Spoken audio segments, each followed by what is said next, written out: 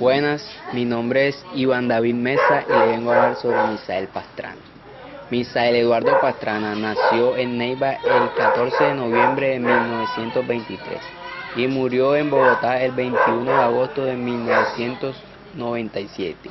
Fue un abogado y político colombiano, ocupó diversos cargos políticos, entre ellos el de presidente de la República, para el periodo de 1970 a 1974 por el Partido Conservador. Fue el último mandatario elegido dentro del acuerdo del Frente Nacional. Misael Pastrana fue bachiller del Colegio San Bartolomé Lamanse de Bogotá en 1938. Poco antes de terminar sus estudios en dicha institución sufrió heridas de gravedad durante el accidente aéreo de Santa Ana. Estudió Derechos y Economía en la Universidad Javeriana de los Jesuitas en Bogotá. Se graduó el 19 de julio de 1945 con una tesis laureana cuyo tema fue Fraude Pauliano y Simulación. Buenas, mi nombre es Juan Sebastián de la Hoz. Vengo a hablarle sobre la trayectoria política de Misael Pastrana.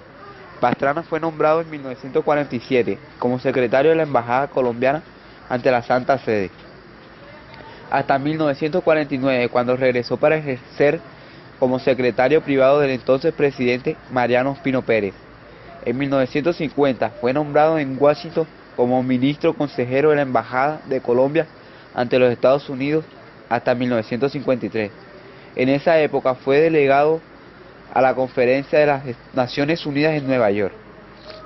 Regresó a Colombia en 1953 para ocupar la Secretaría General del Ministro de Relaciones Exteriores. Al poco tiempo volvió a Estados Unidos a gerenciar la oficina de la Caja Agraria. En el primer gobierno del Frente Nacional, el liberal Alberto Lleras Camargo lo nombró ministro del Fomento, posteriormente de Obras Públicas y de Hacienda. Se retiró del gobierno a los 37 años para buscar la candidatura presidencial en el segundo periodo del Frente Nacional. Pero al abrirse paso la de Guillermo León Valencia, declinó su aspiración. Alejado transitoriamente de la actividad política, retornó como integrante del comité bipartidista base de la candidatura de Carlos Lleras Restrepo, quien como presidente lo designó ministro de Gobierno. Desde esa posición lideró ante el Congreso el debate que hizo posible la reforma constitucional de 1968. En 1968 renunció al cargo de ministro de Gobierno y fue nombrado embajador de Colombia en Washington. Tras la consolidación del Frente Nacional, donde se pactó que los partidos políticos tradicionales, el conservador y el liberal, se alternarían para poder tener el poder cada 4 años. Fue proclamado candidato a la presidencia el 5 de diciembre de 1969 por la Convención Conservadora, que a su turno lo postuló ante el Partido Liberal, cuya convención lo aprobó por amplia mayoría, a su vez como candidato único del Frente Nacional el 5 de noviembre de 1969. Su designación provocó la disidencia de los otros candidatos conservadores.